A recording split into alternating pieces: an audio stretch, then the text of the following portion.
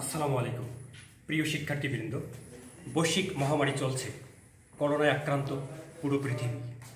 বাংলাদেশেও দিন দিন আক্রান্তের সংখ্যা বৃদ্ধি পাচ্ছে। ঠিক এই পরিস্থিতিতে গণপ্রজাতন্ত্রী বাংলাদেশ সরকারের মাননীয় প্রধানমন্ত্রী ও শিক্ষা মন্ত্রণালয়ের নির্দেশ মোতাবেক বাংলাদেশের শিক্ষা প্রতিষ্ঠানগুলোতে চলছে সাধারণ ছুটি। আর এই সাধারণ ছুটিতে তোমরা স্বাস্থ্যবিধি মেনে বাসায় অবস্থান করছো। দীর্ঘদিন যাবৎ শিক্ষা প্রতিষ্ঠানগুলো বন্ধ থাকায় তোমাদের থেকে আমরা অনেক দূরে আছি, যার কারণে পড়াশোনায় অনেক ঘাটতি পড়ে গেছে। ঠিক এই পরিস্থিতিতে সরকারের সিদ্ধান্ত মোতাবেক অনলাইনে ক্লাস নিতে হচ্ছে। আশা করি তোমরা সুস্থভাবে সুন্দরভাবে এই ক্লাসগুলো দেখবে, তাহলে পড়াশোনায় ক্লাস না করার ফলে যে ঘাটতিটা হয়েছে সেটা তোমরা পুষিয়ে নিতে পারবে। প্রিয় শিক্ষার্থীবৃন্দ, প্রথমেই পরিচয় দিচ্ছি, আমি আবু বকর সিদ্দিক, প্রভাষক সমাজকর্ম বিভাগ, সৈয়দ আহমদ কলেজ, গাবতলী, বগুড়া। প্রিয় শিক্ষার্থীবৃন্দ, তোমরা হোয়াইট বোর্ডে দেখতে পাচ্ছ যে সমাজকর্ম দ্বিতীয় পত্র, পঞ্চম অধ্যায়, সামাজিক আইন ও সমাজকর্ম, এই বিষয়টার উপরে আজকে তোমাদের সাথে আমি আলোচনা করব। সামাজিক আইন ও সমাজকর্ম শিরোনাম হচ্ছে এটাই, অধ্যায় পঞ্চম, দ্বিতীয় পত্র, এইচএসসি। প্রথমেই আইন সম্পর্কে একটু তোমাদেরকে ধারণা দিয়েই সামাজিক আইন এবং পরবর্তী আলোচনায় যেতে চাচ্ছি। ব্যুৎপত্তি অর্থে অর্থাৎ আইন শব্দটি কোথা থেকে আসলো এটাই জানতে হবে। প্রথম, আইন একটি ফার্সি শব্দ, এর ইংরেজি প্রতিশব্দ হচ্ছে ল। এই ল শব্দটি এসেছে মূল টিউটনিক শব্দ ল্যাগ থেকে। তাহলে আমরা জানলাম যে আইন একটি ফার্সি শব্দ, এর ইংরেজি প্রতিশব্দ হচ্ছে ল, আর এই ল শব্দটি এসেছে মূল টিউটনিক শব্দ ল্যাগ থেকে। তাহলে আইন সম্পর্কে একটু ব্যাপকভাবে যদি জানতে চাই তাহলে কি? আইন হচ্ছে পৃথিবীতে মানুষকে সুষ্ঠু, সুন্দর এবং সুশৃঙ্খলভাবে জীবনযাপনের জন্য যা কিছু বিধিনিষেধ, নিয়ম শৃঙ্খলা আরোপিত হয়, প্রবর্তন করা হয়, তাই হচ্ছে আইন। আইন মূলত হচ্ছে একটা নিয়মের পদ্ধতি। আইন মূলত একটি নিয়মের পদ্ধতি। আইনের কোনো সুনির্দিষ্ট ডেফিনেশন, আইনের কোনো সুনির্দিষ্ট একক, কোনো সংজ্ঞা আজ পর্যন্ত কেউ দিতে পারেনি। বিভিন্ন সমাজবিজ্ঞানী, বিভিন্ন অপরাধ বিজ্ঞানী, বিভিন্ন আইন বিশেষজ্ঞ ও আইন বিজ্ঞানী আইনের সংজ্ঞা দিয়েছেন। আমরা যদি তাদের মতে এই আইনকে বিশ্লেষণ করি, তাদের মতে আইনকে একটু জানতে চাই, তাহলে বিশিষ্ট আইন বিজ্ঞানী বা আইন বিশেষজ্ঞ জন অস্টিন বলছেন যে সার্বভৌমত্ব কর্তৃপক্ষের আদেশই হচ্ছে আইন। এখানে সার্বভৌমত্ব কর্তৃপক্ষ বলতে রাষ্ট্রকে বোঝানো হয়েছে, অর্থাৎ রাষ্ট্র কর্তৃক নির্দেশই বা বিধিনিষেধই হচ্ছে আইন। আবার অধ্যাপক হল্যান্ড বলেছেন যে আইন হলো মানুষের বাহ্যিক আচরণ নিয়ন্ত্রণের জন্য এমন কতগুলো বিধিনিষেধ যা সার্বভৌমত্ব কর্তৃপক্ষ কর্তৃক বাস্তবায়ন করা হয়। এই ব্যাখ্যাটাকে যদি আমরা বিশ্লেষণ করি তাহলে আমরা জানতে পারব যে আইন হচ্ছে মানুষের আচরণ নিয়ন্ত্রণের জন্য এমন কিছু বিধিনিষেধ যা রাষ্ট্র কর্তৃক বাস্তবায়ন এবং বলবৎ করা হয়। তাহলে আমরা এই ব্যাখ্যায় কি পেলাম, বা এই ডেফিনেশনে বা এই সংজ্ঞায় কি পেলাম, যে আইন হলো মানুষকে নিয়ন্ত্রণ করার জন্য, তার আচার আচরণ নিয়ন্ত্রণ করার জন্য রাষ্ট্র কর্তৃক নির্দেশিত কিছু বিধিনিষেধের সমষ্টি। গ্রিক দার্শনিক এরিস্টটল কি বলেছেন? গ্রিক দার্শনিক এরিস্টটল বলেছেন যে আইন হচ্ছে পক্ষপাতহীন যুক্তি। আইন কি? আইন হচ্ছে আবেগ বহির্ভূত যুক্তি অথবা পক্ষপাতহীন যুক্তি। তাহলে আমরা যদি সার্বিকভাবে সবগুলো সংজ্ঞাকে যদি একত্রিত করে সহজ কথায় যদি আইনকে ব্যাখ্যা করি তাহলে বুঝতে পারব যে আইন হলো মানুষের আচার আচরণ নিয়ন্ত্রণের জন্য, মানুষকে সুষ্ঠু, সুন্দর, সুশৃঙ্খলভাবে এই পৃথিবীতে বসবাসের জন্য কিছু বিধিনিষেধ, কিছু নীতিমালা, কিছু প্রথা যা রাষ্ট্র কর্তৃক প্রবর্তিত হয় মানুষের কল্যাণের জন্য, এটি হচ্ছে আইন। তাহলে সামাজিক আইন কি? এখন একটু ব্যাখ্যা দিচ্ছি সামাজিক আইনের। আমরা যে পরিবেশে বাস করি সেটি হচ্ছে পরিবার। পরিবারের সম্প্রসারিত রূপ হচ্ছে সমাজ। সমাজ দিন দিন বদলে যাচ্ছে, সমাজ পরিবর্তন হচ্ছে, সমাজ গতিশীল। এই গতিশীল সমাজ ব্যবস্থায় নানাবিধ সামাজিক সমস্যা জড়িয়ে আছে। এই সামাজিক সমস্যাগুলোকে দূর করার জন্য, সামাজিক প্রথাগুলোকে সংস্কার করার জন্য যে আইনগুলো মানুষের কল্যাণে প্রবর্তন করা হয়ে থাকে সেই আইনের নামই হচ্ছে সামাজিক আইন। প্রিয় শিক্ষার্থীবৃন্দ, আমরা সহজ কথায় যদি সামাজিক আইনকে ব্যাখ্যা করি তাহলে যে বিষয়টি দাঁড়ায় সেটি হচ্ছে যে সামাজিক আইন হলো সমাজ কর্তৃক সামাজিক সমস্যা মোকাবেলা করার জন্য মানুষের কল্যাণে কিছু আইনের সমষ্টি, এটি হচ্ছে সামাজিক আইন। এই ক্ষেত্রে সমাজকর্ম অভিধান যে সংজ্ঞাটি দিয়েছেন সেটা তোমরা একটু ফলো করতে পারো। সমাজকর্ম অভিধান বলছেন যে মানুষের কল্যাণে, শিক্ষা সংস্কৃতির উন্নয়নে, নাগরিক অধিকার, ভোক্তার চাহিদা এবং সামাজিক সমস্যা মোকাবেলায় গৃহীত আইনই হচ্ছে সামাজিক আইন।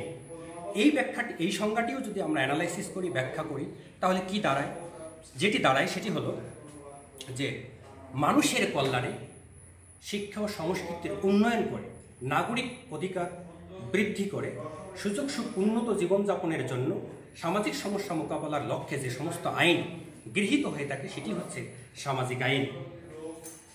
এখন এই বাংলাদেশে অনেকগুলো সামাজিক আইন রয়েছে। তোমাদের এইচএসসি সমাজকর্ম দ্বিতীয় পত্রে ৫ম অধ্যায়ে সামাজিক আইন ও সমাজকর্ম অধ্যায়ে মোট ৬০টি সামাজিক আইন রয়েছে। যে ৬০টি সামাজিক আইন হলো মুসলিম পারিবারিক আইন ১৯৬১, শিশু আইন ১৯৭৪, যৌতুক আইন, যৌতুক নিরোধ আইন ১৯৮০, নারী নির্যাতন অধ্যাদেশ ১৯৮৩, মাদকদ্রব্য নিয়ন্ত্রণ অধ্যাদেশ ১৯৮৯, নারী ও শিশু নির্যাতন দমন ২০০০ সংশোধিত ২০০৩, হিন্দু বিবাহ নিবন্ধন ২০১২। মোট এই ৬০টি আইন তোমাদের এই ৫ম অধ্যায়ের সিলেবাসে রয়েছে। আমি আজকে তোমাদের সামাজিক আইন হিসেবে মুসলিম পারিবারিক আইন ১৯৬১ এটি আলোচনা করব। প্রিয় শিক্ষার্থীবৃন্দ, এখানে তোমাদেরকে সংক্ষিপ্তভাবে আরও একটা জিনিস জেনে রাখি, সেটি হচ্ছে আইন এবং অধ্যাদেশের মধ্যে পার্থক্য কী। কারণ তোমরা দেখে থাকবে যে ৬০টি আইন তোমাদের সিলেবাসে আছে, এই ৬০টি আইনের কোথাও লেখা আছে আইন, কোথাও লেখা আছে অধ্যাদেশ। বিষয়টা একটু ক্লিয়ার করে দিচ্ছি। আইন হচ্ছে বাংলাদেশের সংসদে বা সংসদ সদস্যদের উপস্থিতিতে তাদের সংখ্যাগরিষ্ঠের ভিত্তিতে যা পাশ হয় সেটি হচ্ছে আইন। কিন্তু অধ্যাদেশ হচ্ছে যখন কোনো দেশে বা রাষ্ট্রে যখন সংসদ কার্যকর থাকে না, ঠিক সেই রাষ্ট্রে যখন জরুরি পরিস্থিতি মোকাবেলা করার জন্য অতীব প্রয়োজনীয় কোনো আইনের দরকার হয়, তখন প্রেসিডেন্ট বা রাষ্ট্রপতি কর্তৃক যে আইন বা যে নীতিমালা, যে বিধিনিষেধ প্রবর্তন করা হয় সেটি হচ্ছে অধ্যাদেশ। তাহলে আমরা ক্লিয়ারভাবে যদি আলোচনা করি কি আসবে, সেটি আসলো যে সংসদে সংসদ সদস্যদের উপস্থিতিতে সংখ্যাগরিষ্ঠ এর ভিত্তিতে যে আইন বা নীতিমালা প্রবর্তন হয় সেটি হচ্ছে আইন। আর সংসদ যখন কার্যকর থাকে না, সংসদ যখন বন্ধ থাকে, তখন জরুরি কোনো পরিস্থিতি বা জরুরি কোনো নির্দেশে রাষ্ট্রপতির নির্দেশ মোতাবেক যা প্রবর্তন করা হয় সেটি হচ্ছে অধ্যাদেশ। তাহলে রাষ্ট্রপতি কর্তৃক যা প্রবর্তন হয় সেটি হচ্ছে অধ্যাদেশ, আর সংসদ সদস্যদের উপস্থিতিতে পার্লামেন্টে বা সংসদে যেটি প্রণয়ন করা হয় বা প্রবর্তন করা হয় সেটি হচ্ছে আইন। এখন তোমাদের সামনে আমি আলোচনা করব মুসলিম পারিবারিক আইন ১৯৬১। এটি একটি গুরুত্বপূর্ণ আইন। এই ভারতীয় উপমহাদেশে মুসলিম সমাজে আমাদের দীর্ঘদিন ধরে একটা সমস্যা বিরাজ করছে, সেটি হচ্ছে পুরুষতান্ত্রিক সমাজ ব্যবস্থা। এই পুরুষতান্ত্রিক সমাজ ব্যবস্থায় আমাদের মনোভাবটা এমনভাবে গড়ে উঠেছে, এখানে শিশুরা নির্যাতিত হচ্ছে, নারীরা নির্যাতিত হচ্ছে, তাদের মর্যাদা হানি হচ্ছে, বিভিন্ন ক্ষেত্রে তারা পুরুষের সমকক্ষ আসতে পারেনি। যে কারণে এই বাংলাদেশ স্বাধীন হওয়ার আগে, বাংলাদেশ যখন পূর্ব পাকিস্তান ছিল, তখন এই পূর্ব পাকিস্তানের প্রেসিডেন্ট মার্শাল আইয়ুব খান তিনি দেখলেন নারীদের দুর্দশা, নির্যাতন, তাদের অবমাননা, তাদের সার্বিক চিত্র, সব কিছু দেখে মুসলিমদের বিবাহ, রেজিস্ট্রি, তালাক, ভরণ পোষণ, বহুবিবাহ ইত্যাদি বিষয়ের উপরে একটা আইন প্রণয়ন করলেন। সেই আইন প্রণয়ন করেছেন ১৯৬১ সালে। তাহলে এই মুসলিম পারিবারিক আইন ১৯৬১ প্রণয়ন করেছেন মার্শাল আইয়ুব খান। এক্ষেত্রে আরেকটা জিনিস মনে রাখো, আমি সংক্ষিপ্তভাবে ব্র্যাকেটে লিখে রাখছি ৮ নং অধ্যাদেশ। ৮ নং অধ্যাদেশ মানে হচ্ছে যে ১৯৬১ সালে মার্শাল আইয়ুব খান কর্তৃক যতগুলো আইন পাকিস্তানে বা পূর্ব পাকিস্তানের জন্য প্রণয়ন করা হয়েছে, তার মধ্যে এটি হচ্ছে ৮ নং অধ্যাদেশ। এটা তোমাদের এমসিকিউ পরীক্ষার জন্য খুবই গুরুত্বপূর্ণ যে মুসলিম পারিবারিক আইন ১৯৬১ কত নং অধ্যাদেশ। 8 নং অধ্যাদেশ, এটা তোমাদেরকে মনে রাখতে হবে। এখন আরেকটা জিনিস তোমাদেরকে মনে রাখতে হবে যে আইন যখন প্রণয়ন হয় তখন সাল থাকে শেষে। আইন যখন প্রণয়ন হয় সাল থাকবে শেষে, আর আইনের শাব্দিক নামটি থাকবে সামনে। এই জন্য 1961 কথাটি পিছনে চলে আসছে, আর এর অরিজিনাল বা স্ট্যান্ডার্ড নামটি সামনে আছে। তোমাদেরকে আরেকটা কথা মনে রাখতে হবে যে বলার ক্ষেত্রে বা মনে রাখার সুবিধার্থে তোমরা এই আইনের আরেকটি নাম বলতে পারো যে 1961 সালের মুসলিম পারিবারিক আইন, কিন্তু লেখার ক্ষেত্রে লিখতে হবে মুসলিম পারিবারিক আইন 1961। মূলত এই আইনের মূল বিষয়বস্তু কি, এটি দিয়েই তোমাদের পরবর্তী আলোচনায় যাচ্ছি। মুসলিম নারীদের জন্য, মুসলিম পুরুষদের জন্য তালাক, বিবাহ, বিবাহের বয়স, রেজিস্ট্রি, ভরণপোষণ, দেনমোহর, বিবাহ বিচ্ছেদ, উত্তরাধিকার, এই বিষয়গুলো নিয়েই মূলত হচ্ছে মুসলিম পারিবারিক আইন 1961। আইন মূলত কতগুলো ধারার সমষ্টি, এটা মনে রাখতে হবে। আইন মূলত কতগুলো ধারার সমষ্টি। তোমরা প্রথমেই দেখতে পাচ্ছ ধারা 1। ধারা 1-এ সংক্ষিপ্ত শিরোনাম, সীমা, বলবৎ, 3টা জিনিস আমি লিখেছি। সংক্ষিপ্ত শিরোনাম হচ্ছে এই আইনটা কি নামে অভিহিত হবে, এই আইনটা কি নামে প্রচলিত হবে। সংক্ষিপ্ত শিরোনাম হচ্ছে এই আইনটি মুসলিম পারিবারিক আইন 1961 নামে অভিহিত হবে। এটি হচ্ছে তার হেডলাইন বা এটি হচ্ছে তার টাইটেল। সীমা, সীমা বলতে বোঝাচ্ছে যে এই আইনটি কতদূর ভৌগোলিক এলাকার মানুষের জন্য প্রযোজ্য হবে। এই আইনটি বাংলাদেশের সমগ্র মুসলিমদের জন্য প্রযোজ্য হবে। কোনো বাংলাদেশি যদি বিদেশেও বসবাস করে তার জন্য এই আইনটি প্রযোজ্য হবে। বলবৎ, বলবৎ শব্দের অর্থ হচ্ছে কার্যকরণ করা বা বাস্তবায়ন করা। এই আইনটি 1961 সালের 15 জুলাই সমগ্র বাংলাদেশিদের বা তদানীন্তন পূর্ব পাকিস্তানিদের জন্য 15 জুলাই থেকে কার্যকর হয়েছে। এটিও একটি এমসিকিউ এর জন্য খুবই গুরুত্বপূর্ণ যে মুসলিম পারিবারিক আইন 1961 কবে থেকে বাস্তবায়ন হয়েছে, সেটা হচ্ছে 15 জুলাই 1961। তাহলে ধারা নম্বর 1 আমরা কি পেলাম? সংক্ষিপ্ত শিরোনাম, সীমা, বলবৎ। সংক্ষিপ্ত শিরোনাম হচ্ছে এই আইনটি মুসলিম পারিবারিক আইন 1961 নামে অভিহিত হবে, সমগ্র বাংলাদেশিদের জন্য প্রযোজ্য হবে যারা মুসলিম সম্প্রদায়ের। বলবৎ 1961 সালের 15 জুলাই থেকে আইনটি বাস্তবায়ন হবে। ধারা নম্বর 2 সংজ্ঞা। এখানে দেখো আমি দুটো জিনিস লিখে রাখেছি, সালিসি পরিষদ আর চেয়ারম্যান। চেয়ারম্যান সম্পর্কে তোমাদেরকে একটু ধারণা দিই। চেয়ারম্যান হচ্ছে জনগণের ভোটে নির্বাচিত জনপ্রতিনিধি। চেয়ারম্যান বলতে ইউনিয়ন পরিষদের চেয়ারম্যান হতে পারে, পৌরসভার চেয়ারম্যান হতে পারে, সিটি কর্পোরেশনের মেয়র হতে পারে, পৌরসভার মেয়রও হতে পারে। অর্থাৎ জনগণের ভোটে নির্বাচিত প্রতিনিধি হচ্ছে চেয়ারম্যান। সালিসি পরিষদ কি? সালিসি পরিষদ হচ্ছে ছেলে পক্ষের একজন নির্বাচিত প্রতিনিধি, মেয়ে পক্ষের একজন নির্বাচিত প্রতিনিধি, 2 জন, আর 2 পক্ষের চেয়ারম্যান মিলেই হচ্ছে সালিসি পরিষদ। এখন প্রশ্ন আসতে পারে সালিসি পরিষদের কাজ কি? তোমাদেরকে একটা গুরুত্বপূর্ণ পয়েন্ট এই ক্ষেত্রে মনে রাখতে হবে, বিয়ের আগে সালিসি পরিষদের কোনো কাজ নেই, বিয়ের পরে হচ্ছে সালিসি পরিষদের কাজ। তাহলে সালিসি পরিষদ গঠিত হয় কাদেরকে নিয়ে? ছেলে পক্ষের একজন, মেয়ে পক্ষের একজন, ছেলে পক্ষের নির্বাচিত প্রতিনিধি, মেয়ে পক্ষের নির্বাচিত প্রতিনিধি, সংশ্লিষ্ট সবাই মিলেই হচ্ছে সালিসি পরিষদ। সালিসি পরিষদের কাজ আমি পরে ব্যাখ্যা করব, পরবর্তী ধারায় তার বিন্যস্ত আসবে। ধারা নম্বর 3 আইনের প্রাধান্যতা। আইনের প্রাধান্যতা হচ্ছে মুসলিম নারীদের জন্য বা মুসলিম পুরুষদের জন্য তালাক, ভরণপোষণ, বিবাহ, দেনমোহর, উত্তরাধিকার, খোরপোশ, বিবাহের বয়স, এই সংক্রান্ত কোনো তথ্য যদি অন্য আইনেও থেকে থাকে তাহলে এই মুসলিম পারিবারিক আইন 1961 এই আইনেই কার্যকর হবে। এটি হচ্ছে আইনের প্রাধান্যতা। মানে এই সমস্ত আলোচনা যদি অন্য আইনেও থেকে থাকে তারপরেও ওই সব আইনের উপরে মুসলিম পারিবারিক আইন 1961 এর ধারাগুলোই পদবদ্ধ কার্যকর বলে অভিহিত হবে। এটি হচ্ছে আইনের প্রাধান্যতা। ধারা নম্বর 4 বিবাহ নিবন্ধন। মুসলিম পারিবারিক আইন 1961 একটা গুরুত্বপূর্ণ ধারা হচ্ছে বিবাহ নিবন্ধন। বিবাহ নিবন্ধন ব্যতীত এটি কখনোই সম্ভব নয়, বিবাহ রেজিস্ট্রি ব্যতীত কখনোই সম্ভব নয়। তোমাদেরকে একটা গুরুত্বপূর্ণ পয়েন্ট জানিয়ে রাখি, বিবাহ নিবন্ধন হচ্ছে রাষ্ট্রের আইন। বিবাহ নিবন্ধন কিসের আইন? রাষ্ট্রের আইন। আর বিবাহ পড়ানো হচ্ছে ধর্মের আইন।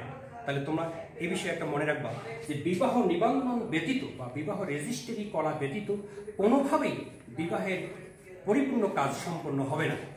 ধারা নং 4 বিবাহ নিবন্ধন করতে হবে অবশ্যই। ধারা নং 5 বিবাহের বয়স। মুসলিম পারিবারিক আইন 1961-তে বিবাহের বয়স ধরা হয়েছে ন্যূনতম ক্ষেত্রে ছেলেদের ক্ষেত্রে 21, মেয়েদের ক্ষেত্রে 18। এই বিষয়টা অবশ্যই মনে রাখতে হবে যে মুসলিম পারিবারিক আইন 1961-তে ছেলেদের বিবাহের বয়স 21, মেয়েদের বিবাহের বয়স সর্বনিম্ন 18। এটা মনে রাখতে হবে। দ্বিতীয় বিবাহ। দ্বিতীয় বিবাহ হচ্ছে প্রথম স্ত্রী থাকা অবস্থায় দ্বিতীয় বিয়ে করতে গেলে সেই ক্ষেত্রে কি করতে হবে? কোনো কারণবশত প্রথম স্ত্রী সন্তান জন্মদানে অক্ষম, কোনো কারণবশত প্রথম স্ত্রী দাম্পত্য জীবনে অক্ষম, কোনো কারণবশত প্রথম স্ত্রী সাংসারিক কার্যক্রম অক্ষম, সেই ক্ষেত্রে দ্বিতীয় বিবাহ করতে পারবে স্বামী। তাহলে দ্বিতীয় বিবাহের ক্ষেত্রে কি করতে হবে? দ্বিতীয় বিবাহের ক্ষেত্রে দ্বিতীয় বিবাহ করতে গেলে সে দ্বিতীয় বিবাহ যিনি করবেন তার নির্বাচিত জনপ্রতিনিধির কাছ থেকে একটা প্রত্যয়নপত্র নিতে হবে, একটা লিখিত সার্টিফিকেট নিতে হবে, অথবা প্রথম স্ত্রীর কাছ থেকে অনুমতি নিতে হবে। প্রথম স্ত্রীর কাছ থেকে অনুমতি নিয়েই তারপরে দ্বিতীয় বিবাহ করতে হবে। প্রথম স্ত্রীর কাছ থেকে অনুমতি না নিয়ে বিবাহ করলে কি শাস্তি হতে পারে, এই বিষয়টাও একটু গুরুত্বপূর্ণ। প্রথম স্ত্রীর কাছ থেকে অনুমতি না নিয়ে বিয়ে করলে আদালতে সে প্রথম স্ত্রী যদি অভিযোগ করে তাহলে তার উপরে 1 বছর বিনাশ্রম কারাদণ্ড এবং 10,000 টাকা জরিমানা অথবা উভয় দণ্ডে দণ্ডিত হতে পারে। বিষয়টা মনে রাখবে যে দ্বিতীয় বিবাহের ক্ষেত্রে প্রথম স্ত্রীর অনুমতি না নিলে 1 বছর বিনাশ্রম কারাদণ্ড এবং 10,000 টাকা জরিমানা অথবা উভয় দণ্ডে দণ্ডিত হতে পারে। তাহলে মুসলিম পারিবারিক আইনের এই ধারাগুলো যতটুকু আলোচনা করলাম, তারপরে দেখো নতুন একটা ধারা আছে, ধারা নাম 7 দেনমোহর। বিবাহের পূর্বে পুরুষ ছেলেপক্ষ এবং মেয়ে পক্ষের আলোচনার সর্বসম্মতিভাবে নির্ধারিত সুনির্দিষ্ট অঙ্গই হচ্ছে দেনমোহর। দেনমোহর বাধ্যতামূলক পরিশোধযোগ্য। দেনমোহর পুরুষ পক্ষ মেয়ে পক্ষকে অবশ্যই দেনমোহর পরিশোধ করতে হবে। এটি পবিত্র কোরআনুল কারিমেও আল্লাহ পাক দেনমোহর পরিশোধ করার জন্য বলেছেন। আমাদের বাংলাদেশেও এই আইনটি এখন কার্যকর রয়েছে। মুসলিম পারিবারিক আইনেও 1961-তে দেনমোহর দিতে হবে। স্বামী যদি স্ত্রীকে তালাক দেয় তাহলেও দেনমোহর পরিশোধযোগ্য। স্ত্রী স্বামীকেও তালাক দিলেও দেনমোহর পরিশোধযোগ্য। স্ত্রী স্বামীকে তালাক দিয়ে যদি অন্যখানে দ্বিতীয় বিবাহ করে স্ত্রী, তাও প্রথম স্বামীর কাছ থেকে দেনমোহর আদায় করতে পারবে। এই জন্য দেনমোহর হচ্ছে একটা গুরুত্বপূর্ণ ধারা যা মুসলিম পারিবারিক আইন 1961-তে সন্নিবেশিত হয়েছে। তারপরে আরেকটা পয়েন্ট হচ্ছে তালাক। আমাদের মুসলিম সম্প্রদায়ে মুসলমান ধর্মমতে তালাক হচ্ছে একটা নিন্দিত হালাল, অর্থাৎ তালাক জায়েজ আছে তবে নিন্দিত, একদম গর্হিত কাজ। তালাক প্রথম স্ত্রীকে দেয়া যাবে কিভাবে? তালাক দেয়া যাবে এভাবেই যে তালাক দিতে গেলে রেজিস্ট্রি যেখানে করা হয় তালাকও সেখানে দিতে হয়, তালাকও রেজিস্ট্রি করতে হয়। প্রিয় শিক্ষার্থীবৃন্দ, তোমরা একটা জিনিস মনে রাখবা যে তালাক দিতে গেলে মৌখিকভাবে উচ্চারণ করার পরে নির্ধারিত ফরমে সই করে যাবতীয় তথ্য পূরণ করে স্ত্রীর ঠিকানায় 1 কপি আর চেয়ারম্যানের ঠিকানায় 1 কপি করে তালাকের নোটিশ পাঠাতে হবে। মৌখিকভাবে উচ্চারণের পরে তালাকের নোটিশ না পাঠালে তালাক বলবৎ হবে না। তালাকের নোটিশ পাওয়ার পর চেয়ারম্যান সাহেব এবং মেয়ে পক্ষ এবং ছেলে পক্ষের একজন করে প্রতিনিধি মিলেই 30 দিনের মধ্যে আবার ওই বিবাহ একত্রিত করে সংসার জীবন শুরু করার জন্য প্রচেষ্টা চালাবে। এখন আমি প্রথমে বলেছিলাম যে সালিসি পরিষদের কাজ হচ্ছে স্ত্রীকে তালাক দেবার পর তালাকের 1 কপি যখন চেয়ারম্যানের নিকট পৌঁছিবে, চেয়ারম্যান আবার উভয় পক্ষের লোকদেরকে ডাক দিয়ে 30 দিনের মধ্যে আবার ওই সংসার একত্রিত করার চেষ্টা করবে। যদি ব্যর্থ হয়ে যায় তাহলে তালাক কার্যকর হবে 90 দিনের মধ্যেই। প্রিয় শিক্ষার্থীবৃন্দ, একটা জিনিস তোমরা মনে রাখবে যে তালাক কিভাবে হয়, তালাক বিবাহ রেজিস্ট্রি যেভাবে করতে হয় তালাকও ঠিকভাবে একইভাবে রেজিস্ট্রি করতে হয়। তালাক দিতে হয় নির্ধারিত কাজী অফিসে গিয়ে বা রেজিস্ট্রি অফিসে গিয়ে তালাকের নির্ধারিত ফর্মে যা প্রয়োজনীয় তথ্যগুলো পূরণ করে স্ত্রীর ঠিকানায় 1 কপি, স্ত্রীর এলাকার জনপ্রতিনিধির ঠিকানায় 1 কপি, আর নিজের কাছে থাকবে 1 কপি। এই হবে তালাকের 3টা কপি। তালাক কার্যকর হবে 90 দিনের মধ্যে, আর চেয়ারম্যান একত্রিত করার চেষ্টা করবেন 30 দিনের মধ্যে। এটাই হচ্ছে সালিসি পরিষদের কাজ। পরবর্তী ধারা 9, অন্যভাবে বিবাহ বিচ্ছেদ। অন্যভাবে বিবাহ বিচ্ছেদ হচ্ছে তালাকের মুসলমানদের বিবাহ রেজিস্ট্রারিতে স্ত্রীদেরকে তালাক দেওয়ার ক্ষমতা যদি প্রদান করা হয়, তাহলে স্ত্রীও স্বামীকে তালাক দিতে পারবে। এটাই হচ্ছে অন্যভাবে বিবাহ বিচ্ছেদ। স্বামীও স্ত্রীকে তালাক দিতে পারবে, স্ত্রীও স্বামীকে তালাক দিতে পারবে। ধারা নং 10, উত্তরাধিকার। এটি একটা গুরুত্বপূর্ণ পয়েন্ট। উত্তরাধিকার, কোনো ব্যক্তি জীবিত থাকা অবস্থায় তার ছেলে যদি মারা যায়, সেই ছেলের পক্ষের বা সেই ছেলের যদি কোনো ছেলে বা মেয়ে থাকে, তাহলে সেই ছেলে মেয়ে দাদার সম্পত্তির অংশ পাবে। বিষয়টা ক্লিয়ার করে বোঝাই। দাদা বা নানা জীবিত থাকা অবস্থায় বাবা অথবা মা যদি মারা যায়, আবারও বলি, দাদা বা নানা জীবিত থাকা অবস্থায় নাতি যদি পৃথিবীতে বেঁচে থাকে, তার যদি বাবা মা মারা যায়, তাহলে সে দাদার সম্পত্তির অংশ পাবে অথবা নানার সম্পত্তির অংশ পাবে। এটি হচ্ছে উত্তরাধিকার। এই উত্তরাধিকার আইনটি মুসলিম পারিবারিক আইন 1961-তে সন্নিবেশিত হয়েছে। এটা গুরুত্বপূর্ণ একটা আইন। তাহলে আমরা এই ধারাগুলো ব্যাখ্যা করে কি পেলাম? যে নারীদেরকে আরও সম্মান দেওয়ার জন্য, সমাজে তাদের অবস্থান তৈরি করার জন্য বহুবিবাহের হাত থেকে নারীরা রক্ষা পাবে। নারীদের দেনমোহর আদায় করার একটা ব্যবস্থা। তারপরে হচ্ছে বিবাহ নিবন্ধন করতে হবে, বিবাহের বয়স সুনির্দিষ্ট করা হয়েছে, দ্বিতীয় বিবাহ করতে গেলে একটা নিয়মের মধ্য দিয়ে যেতে হবে, এবং দেনমোহর পরিশোধযোগ্য, উত্তরাধিকার। এই যে বিষয়গুলো আমাদের মুসলিম পারিবারিক আইন 1961 সাল থেকে আমরা জানতে পারি। আমার আলোচনায় আমি আশা করব যে তোমরা এই বিষয়গুলো একটা গভীরভাবে মনোযোগ দিয়ে এই বিষয়গুলো দেখতে হবে, কারণ অন্য অন্য অধ্যায়ের সাথে এই অধ্যায়ের একটি পার্থক্য রয়েছে। কারণ এখানে কোনো কথা তোমরা বানিয়ে লিখতে পারবে না।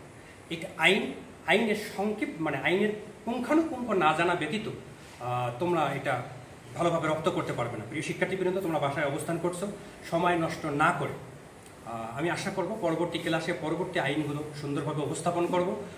আজকে এই পর্যন্তই। আমি আবু বকর সিদ্দিক, প্রভাষক সমাজকর্ম বিভাগ, সৈয়দ আহমদ কলেজ। আল্লাহ হাফেজ। আসসালামু আলাইকুম।